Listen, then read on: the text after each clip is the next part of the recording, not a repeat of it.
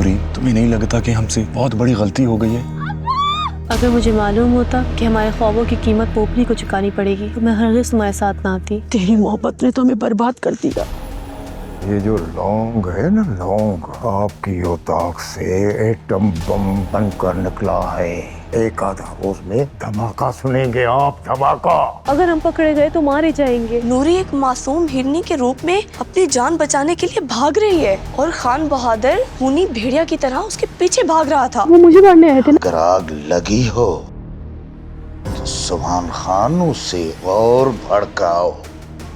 अगर तुम पे कोई मुश्किल वक्त आ गया तो तुम्हारी खातिर हम अपनी जान दे देंगे। जाकर देखो क्या उनकी तलखी दुश्मनी में बदल चुकी है या नहीं। अब खान बहादुर से हिसाब लेना होगा।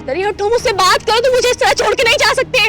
तुम्हारी मोहब्बत ना मेरे बेटे को खा गई। तकदीर के लिखे को कोई भी नहीं बदल सकता, ना आंसू और ना ही दुआ। हम जिस माशरे में रहते हैं उस माशरे की तरबियत ही ऐसी है। यहाँ औरतों को एक खिलौना समझा जाता है, वो चाहे माँ हो, बहन हो या बीवी हो। मैं तो बेताब हूँ दरिया से मिलने के लिए। मेरे लिए इस दुनिया में अब कुछ नहीं बचा।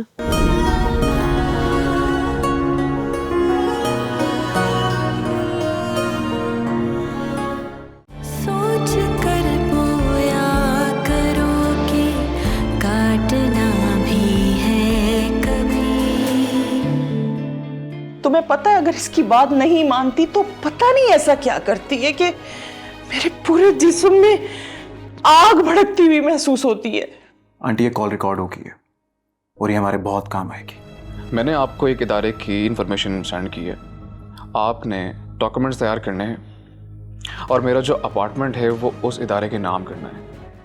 अब तक तो तुम हानिया के पीछे पड़े हुए थे। वो इसलिए क्योंकि कल तक मेरे पीछे कोई नहीं था और अब वैसे भी इतनी जायदाद मेरे नाम करवाने वाले हैं। तुम जितने पैसे खर्च कर चुके हो ना, उतने पर इक्तिफा करो और भूल जाओ उस औरत की बातों को और मजीद उसके चक्रों में मत आना। उसके शौहर की पहली बीवी जो पहले से तलाकशुदा थी वो भी इस घर में आके रहने लग गई है और वो मेरी बेटी को इस घर से निकलवाना चाहती है। आप बस किसी तरीके से ना उस औरत को इस घर से दफा करवा दें। हो गया तेरा काम, अब जाकर देख तमाशा इस परवीन की बेटी माहीन का।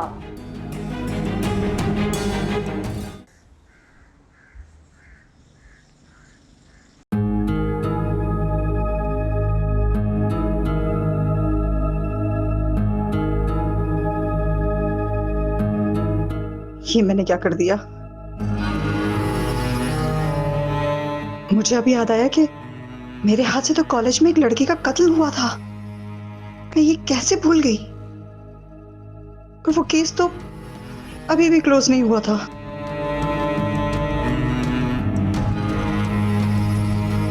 डैड ने तो रिश्वत दे के केस फाइल गायब करवा दी थी। ओह माय गॉड, ये मैंने क्या कर दिया? ये तो वैसे भी बहुत ही खतरनाक ऑफिसर है, गोली चलाने से पहले तो सोचता ही नहीं है। अब क्या करूं? मुझे यहां से जाना होगा। फंस गई मैं तो। अगर यहां रही ना तो पकड़ी जाऊंगी और ये तो हानिया का बदला मुझसे अच्छी तरह से लेगा। नहीं नहीं, मैं जेल नहीं जाऊंगी, मुझे यहां से जाना होगा। हाँ,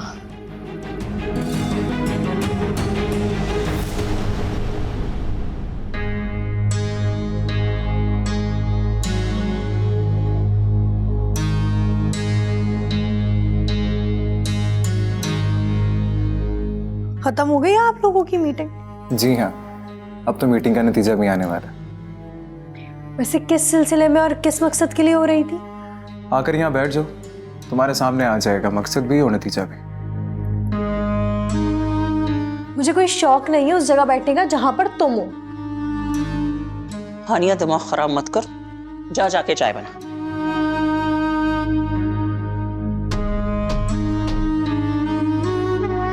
अरे अरे अरे, आप कहाँ जा रही हैं?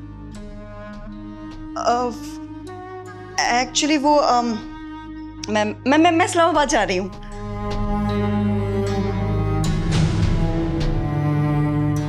आप अभी यहाँ से नहीं जा सकते। क्या मतलब मैं क्यों नहीं जा सकती? तुम्हें कुछ पता चला है क्या मेरे बारे में? वही जो आपके चेहरे पे साफ साफ नजर आ रहा खौफ की सूरत। नहीं तो मैं तो वो मैं अपने डैड के पास जा रही हूँ। उनकी कॉल आई थी, उनकी तबीयत कुछ ठीक नहीं है, तो बस मैं उनके बुलाने पे फौरन जा रही हूँ। थोड़ी देर और रुक जाएं, आपके बारे में मुकम्मल इंफॉर्मेशन आने वाली है। आने वाली है मतलब अब तक आई नहीं है क्या? आप तो ऐसे घबरा रही हैं जैसे आपका भी आपके डैड की तरह क्रिमिनल रिकॉर्ड है। देखो मुझे यहाँ से जाने दो, वरना क्या? आप तो मुझसे शादी के लिए बावली हो रही थी ना, अब क्या हो?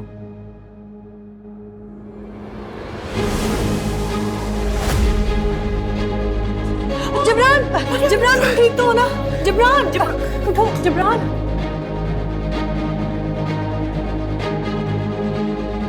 आप बिल्कुल ठीक कह रही थी आंटी। थैंक यू मेरी तसल्ली कराने के लिए। किस बात की तसल्ली? अम्मी आप बताएं मुझे, ये सब क्या चल रहा है? भाई चल ये रहा है कि तुम्हारी जान तो छूट गई इस कमीनी औरत से, अभी मेरी पता नहीं कब छूटेगी। जिब्रान तुम क्या करने वाले हो? तुम माहीन को तो नहीं मारने वाले? चुप कर जाओ यार। आंटी इसे तो चुप कराएं आप, मैं उसका काम तमाम करके आता हूँ। जिब्रान मैं कहती हूँ रुक जाओ। अम्मी ये किसको मारने जा रहा है, इसे रोके ना जिब्रान। अरे भाई फिक्र मत करो, नहीं जा रहा वो माहीन को मारने। तो फिर किसे मारने जा रहा है वो? तुम एक काम करो हानिया, तुम शानजे को जरा फोन मिलाओ और पूछो उससे, उसने कराया था ना मुझ पे जादू टोना, पूछो उससे। क्या कह रही हैं अम्मी आप?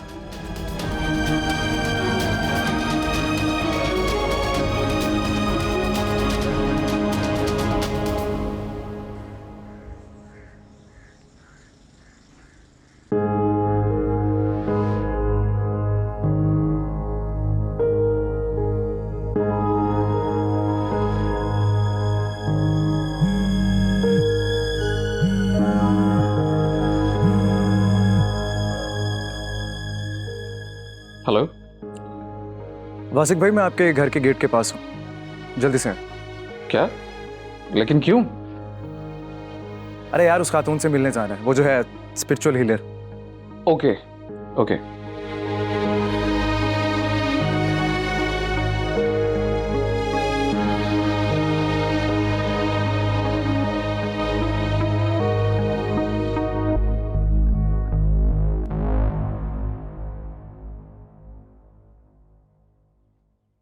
तुम्हारी टांग को क्या हुआ?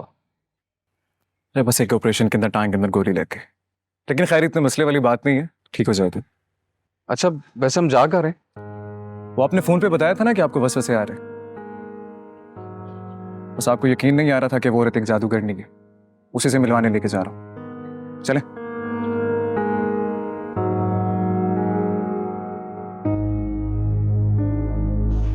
इस काफरा औरत की मौत का तमाशा तो अब मैं अपनी आंखों से देखूंगी। खुदा की पनाह कितने जालिम लोग होते हैं दुनिया में। भला कोई पूछे इनसे कि जुल्म तो तुम करते ही हो, कम से कम अपने गाहक को तो शिकंजे में ना कसो। लेकिन अब तो तू गई सूफिया, अब तो तू गई। जिब्रान है ना, हीरो है हमारा, वो हीरो छोड़ेगा नहीं तुझे, वादा किया उसने मुझसे। और अब तू देखना, मैं तो उसे अपना दामाद ही बना के छोड़ूंगी। एक अकेला ही काफी है वो मेरे सारे दुश्मनों से निपटने के लिए। और बस ये सूफिया वाला चैप्टर खत्म हो जाए तो फिर मैं तजदीद ईमान भी कर लूंगी मेरे मालिक। या अल्लाह मुझे माफ कर दे मेरे परवरदिगार, मुझसे बड़ी भूल हो गई है। मैं तौबा करती हूँ, आइंदा कभी ऐसा कुफरी अमल नहीं करवाऊंगी किसी के खिलाफ। हाय लेकिन कितनी बड़ी गलती हो गई है मुझसे तो। इस तौबा से पहले कम से कम शानजे को ही कोई बंदोबस्त करा लेना चाहिए था मुझे। चलो खैर, उसे तो मैं खुद भी निपट लूंगी।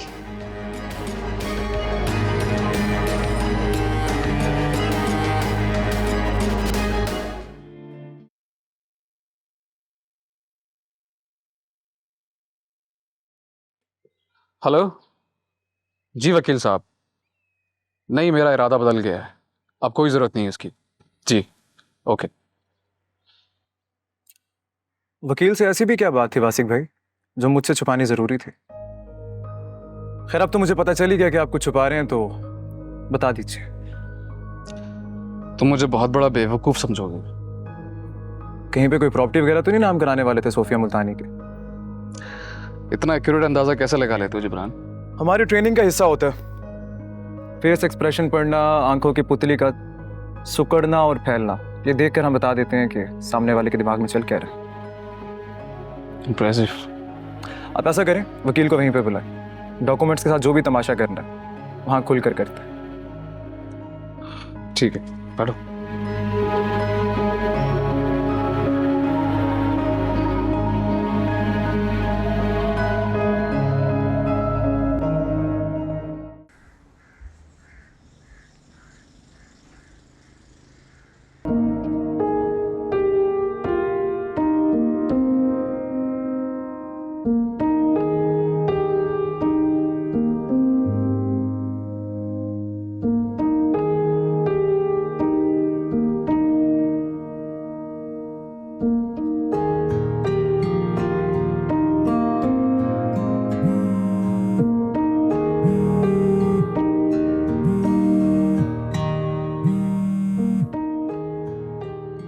हेलो, कैसी हो शांजे?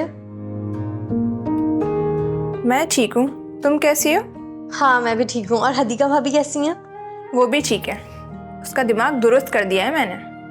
क्या मतलब, कहीं तुमने झगड़ा तो नहीं किया उनसे? तुम तो ऐसे कह रही हो जैसे तुमसे बड़ी सुलह है उसकी। किसी दिन आओ घर पर और आकर बैठकर उससे सुलह करो।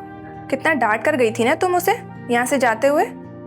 अच्छा हाँ मैं आऊँगी ना किसी दिन। शांजे मुझे एक बात बताओ, अम्मी कह रही थी क्या तुमने उन पर जादू करवाया? उफ मेरी तौबा यार, वो तो मैंने वैसे ही पुप्पो को काबू रखने के लिए कह दिया था कि मैंने उन पर जादू करवाया है। वो तो अब हर जगह ये बात करके मुझे बदनाम करती फिर रही हैं बस। शांजे प्लीज मुझे सच सच बताओ। हाँ मैं सच कह रही हूँ हानिया, तुम चाहे तो फरहान से पूछ लो, मैंने तो बस वैसे ही झूठ मूठ का ड्रामा किया था यार। शांजे तुम्हें पता है ये तुम्हारा ड्रामा तुम्हें कितना भारी पड़ने वाला है। अम्मी और जिब्रान मिलके पता नहीं क्या कुछ कर रहे हैं यहाँ। मुझे तो कुछ भी समझ नहीं आ रहा। और मैंने जब उन लोगों से पूछा तो कहते हैं कि बस तुम ये पूछो शांजे से कि उसने जादू करवाया है या नहीं। और तुम्हें पता है किसी को जान से मारने की बातें भी कर रहे थे ये दोनों। क्या? ये तुम क्या कह रही हो? शांजे मुझे तो खुद कुछ नहीं समझ आ रहा, पता नहीं क्या चल रहा है यहाँ पे।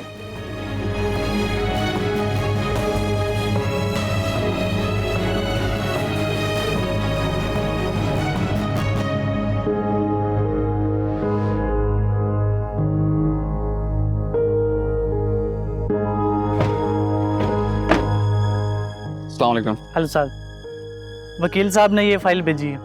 दिखाएं।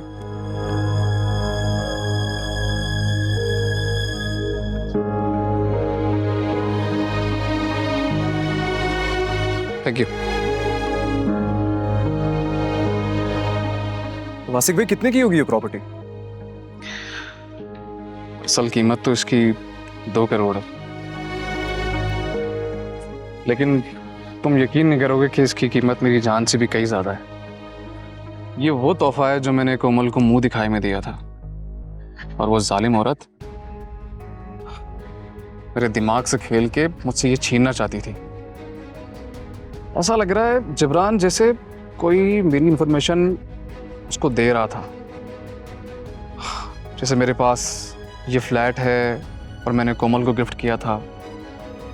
आपकी अम्मी के अलावा और कौन हो सकता है वासिक भाई? अभी तो खैर आपको एक और बात पता चलने बाकी है। ऐसी क्या बात है? पहले जादूगरनी से निपट लें, फिर आपको बताता हूँ। और हाँ, तुम लोग पीछे ही रहना, जब तक मैं ना कहूँ तब तक उस औरत के सामने कोई भी नहीं आएगा, ठीक है?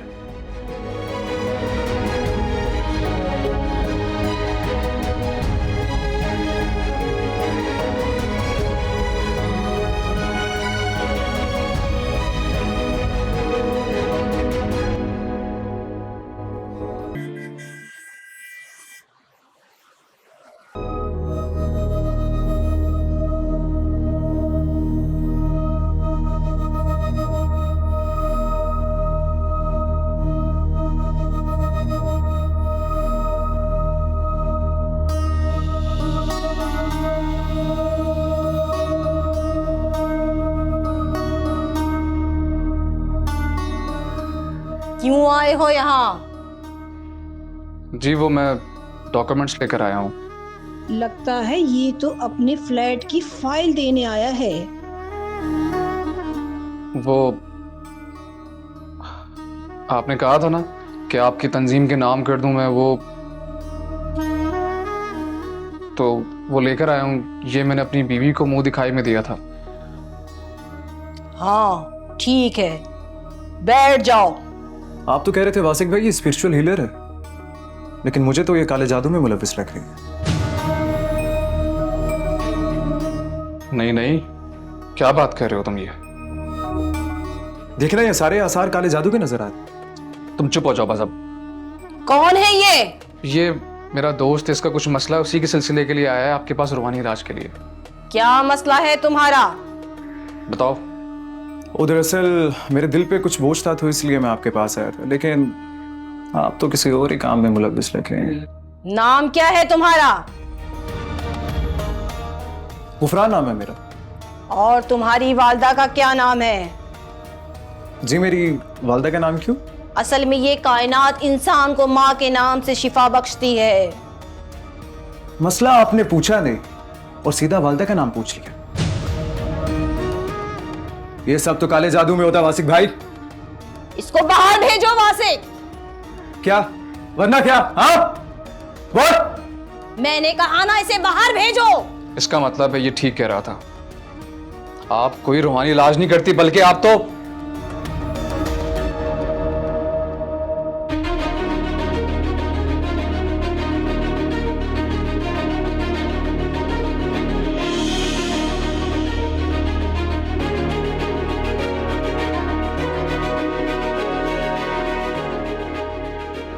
जिब्रान, मेरा सर।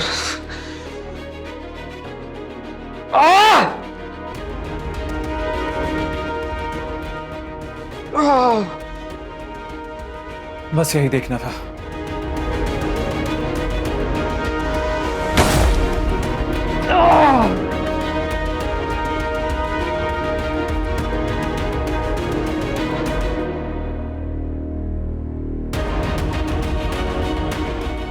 आप ठीक है ना वासिक भाई? उठे, आप आए मेरे साथ। तुम लोगों को दूसरी गन दी थी ना मैंने, उस पर इसकी उंगलियों के निशान लो और पुलिस मुकाबले की रिपोर्ट तैयार करो, ठीक है? पूरे घर की तलाशी लो, जो कुछ भी इंपॉर्टेंट मिलता है सब कलेक्ट करो। चलो।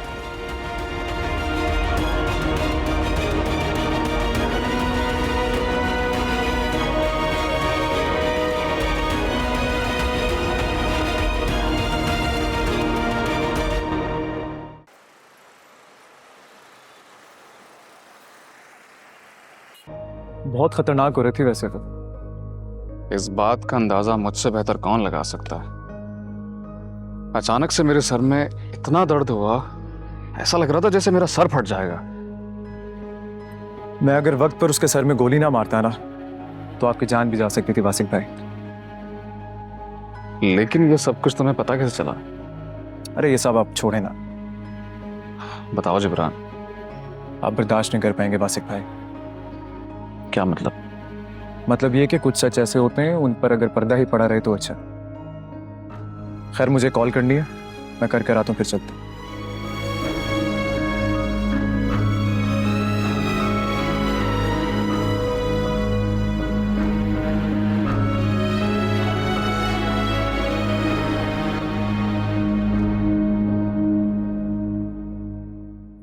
मुबारक हो आपको, सोफिया मुल्तानी मर गई है।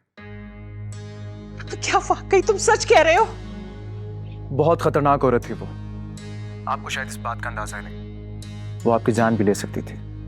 हाँ लेकिन अब तो मर गई है ना वो। आंटी आपकी जान बच गई है, अब आपको आपके ईमान की फिक्र होनी चाहिए। बेटा बस एक आखिरी बार मेरी मदद कर दो कि मुझे किसी आलिम या किसी मुफ्ती के पास ले जाओ, मैं उनके हाथ पे तजदीद ईमान कर लूंगी। यानी आप भी मानती हैं कि आप ईमान से हाथ धो बैठी हैं? हाँ बेटा जिब्रान, मैं तो खुद इस दुख और परेशानी में बैठी हूँ कि कहीं मुझे इस हालत में मौत ही ना आ जाए। मैं तो खुद अपने परवरदिगार के आगे बहुत शर्मिंदा हूँ। बस जल्दी जल्दी मुझे अपने ईमान की हालत वापस चाहिए। बेटा मेरी मदद करो ना इसमें। ये इतना आसान नहीं होगा आंटी।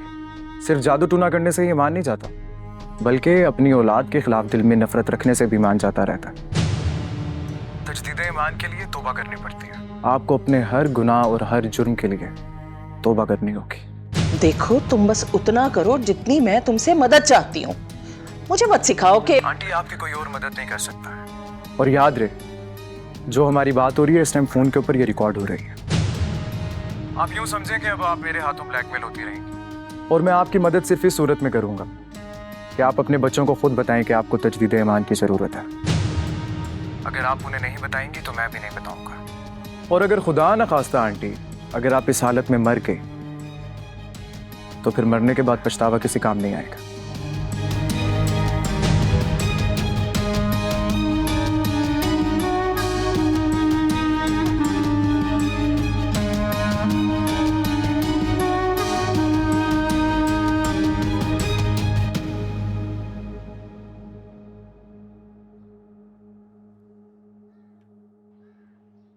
चले वासिक भाई? नहीं जिब्रान, पहले मुझे बताओ कि ये सब क्या था और क्या छुपा रहे हो मुझसे, और कौन थी ये सूफिया सुबहानी या मुल्तानी, जो भी नाम था इसका, इसकी क्या कहानी है? अरे छोड़े ना वासिक भाई। देखो जिब्रान, ये क्यूरियोसिटी ना मेरे जहन को नॉर्मल नहीं रहने देगी। ये बहुत बड़ा अजाब था मुझ पर, तुम्हें पता है? और जब तक मुझे इन सवालों के जवाब नहीं मिल जाते मैं जहनी सुकून में नहीं रह सकूंगा। यार मुझे बताओ। वासिक भाई, आप मुझे किसी से किए हुए वादे को तोड़ने पर मजबूर कर रहे हैं। अच्छा, और अगर मैं तुमसे ये कहूं कि जिसने तुमसे ये वादा किया है वो अम्मी है, तो फिर भी नहीं बताओगे मुझे कहानी? चले, फिर आप अपनी अम्मी के सामने मुझसे सब सवालात के जवाब दे दीजिए।